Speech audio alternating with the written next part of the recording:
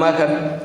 பகவான் ஸ்ரீ விஸ்வநாதர் அருளிய ஸ்ரீமத் விஸ்வோபனிஷதம் பாகம் 2 போதனை எண் 838. போதனை நாள் 3/10/1978 செவ்வாய்க்கிழமை. நான் செய்வோன் என்ற அபிமானத்துடன் இருக்கும்போது, விவகாரம் நடக்கும்போது, தர்மம் தக்கது அதர்மம் தகாதது என்று சாஸ்திரம் பெரியோர் கட்டளையை அனுசரித்து செய்து வரும் போதும் துக்கசாந்தி காணாதவர்கள் கர்மத்தின் இரகசியம் என்னவென்று ஆராய்ந்து செய்வோன் நானல்ல என்று உணர ஆரம்பிக்கிறது.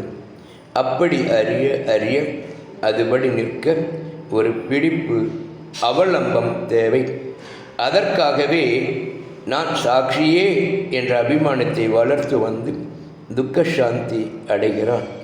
அச்சமயம் சாட்சி திடப்பட ஆரம்பித்து, சாட்சி கேவலாத்மாவே, சாட்சியம் மித்தையே என்ற அனுபவம் வருகிறது.